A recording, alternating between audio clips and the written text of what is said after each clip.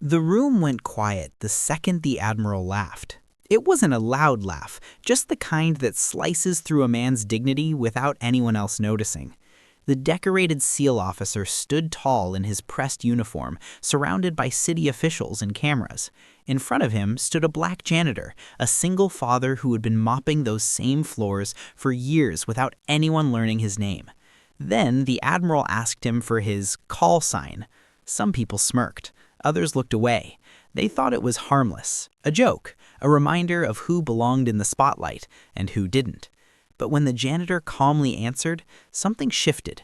The Admiral's smile faded, his posture stiffened, and for the first time that evening, the most powerful man in the room looked unsure. Because the name the janitor spoke wasn't random. It carried history, sacrifice, and a truth no one there was prepared for. The question is, who was he really?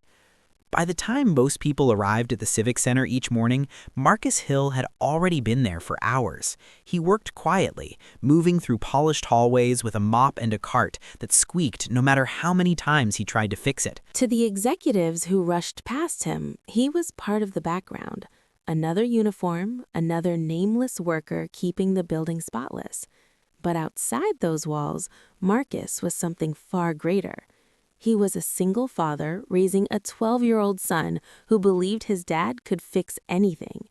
Every evening, after long shifts and sore feet, Marcus went home to homework at the kitchen table and late-night talks about responsibility, respect, and staying calm when the world tested you.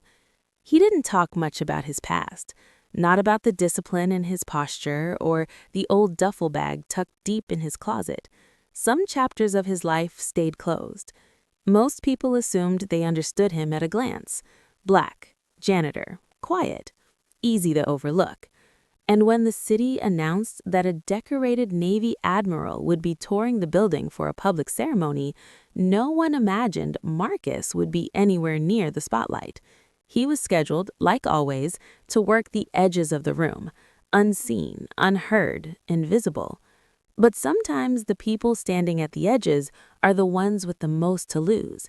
And on that day, a single question would pull Marcus from the shadows and force everyone to confront what they thought they knew. The ceremony was already underway when Marcus wheeled his cart along the far wall of the Grand Hall. Flags stood tall behind the podium. Cameras flashed. City officials clapped on cue. At the center of it all stood the decorated SEAL Admiral, a man introduced with a list of honors so long it drew a standing ovation before he even spoke.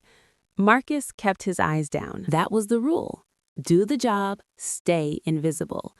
But invisibility has a way of attracting attention when someone decides you don't belong. During a brief break in the program, the Admiral stepped away from the podium and began shaking hands with donors and staff. Laughter followed him like a spotlight.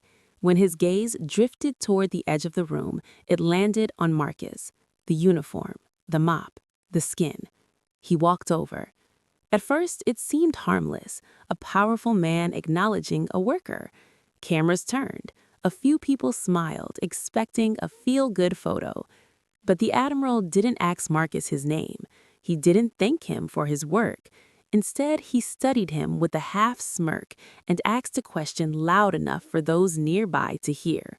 A question about his call sign. There were chuckles. Someone muttered something about everyone wanting to be a hero these days. The tone shifted from polite curiosity to quiet amusement. It wasn't just a question, it was a test, a reminder, a way to shrink him in front of an audience. Marcus felt every pair of eyes settle on him. His son's face flashed in his mind, the way he looked at his father with pride, the lessons about staying calm, about dignity. His grip tightened on the mop handle. The Admiral leaned closer, repeating the question, this time with a sharper edge. The room waited. Some people looked uncomfortable. Others leaned in, hungry for a spectacle. Because in moments like this, humiliation becomes entertainment. Marcus could feel the weight of assumption pressing down on him. To them, he was just a janitor who didn't know his place. Just another man reaching above his station. And then someone from the crowd added, "Go on, tell him." The laughter grew louder. What they didn't know, what none of them could possibly see, was that Marcus wasn't shaking from fear. He was measuring the moment, because once he answered, there would be no taking it back. Marcus slowly released the mop handle. The laughter was still echoing when he finally spoke. Lone Eagle. He didn't raise his voice. He didn't add explanation. Just 2 words, steady and controlled. For a split second, nothing happened. Then the Admiral's expression changed. It was subtle at first, the smirk flattening, the color draining from his face. His shoulders, once relaxed with casual superiority, stiffened like he just heard a classified code whispered in the wrong room. The noise around them began to fade as the Admiral studied Marcus more closely now, not as a janitor, not as a joke, but as a possibility. Because Lone Eagle wasn't random. It wasn't something civilians invented. It was a call sign pulled from missions that never made headlines, from operations that only a handful of men were cleared to even acknowledge. And every SEAL in that generation knew the story attached to it. They knew the man who earned it. The cameras were still recording. City officials were still watching. But the power in the room had shifted. The Admiral took a step back, searching Marcus's face as if trying to reconcile 2 realities at once: the black janitor in a maintenance uniform and the ghost of a warrior whose record had quietly shaped his own career. Someone in the crowd whispered, "What does that mean?" The Admiral didn't answer them. Instead, his voice dropped. No humor, no arrogance left, as he asked a question only someone with clearance would dare to ask. And in that moment, everyone understood something irreversible had just happened. The man they tried to shrink had just forced the most powerful person in the room to remember exactly who he was. The silence that followed felt heavier than the laughter ever had. The Admiral straightened his uniform, but the confidence was gone. In front of cameras, donors, and city leaders, he did something no one expected. He stepped aside, not out of fear, out of recognition. The questions stopped, the smirks faded, and just like that, the man they had reduced to a punchline was no longer invisible. Word spread quickly through the room. Whispers turned into stunned realization. The decorated Admiral wasn't confronting a janitor who didn't know his place. He was standing before a veteran whose record had been classified, whose sacrifices had gone unpublicized, whose call sign had once carried weight in rooms far more dangerous than this one. But Marcus didn't explain himself. He didn't list missions. He didn't demand applause. He simply returned to his cart. Because the point had never been to prove he was extraordinary. The point was that he shouldn't have needed to.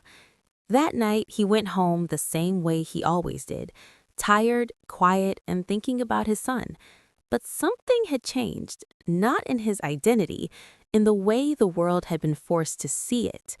Racism often hides behind assumptions, behind uniforms, behind titles. It decides who matters before learning a single truth. And sometimes it takes a moment like this, uncomfortable, public, undeniable, to expose it. Marcus didn't lose his job. He didn't gain a medal. What he gained was something simpler and more powerful: acknowledgement. But here's the real question. How many people never get the chance to say their call sign before they're judged?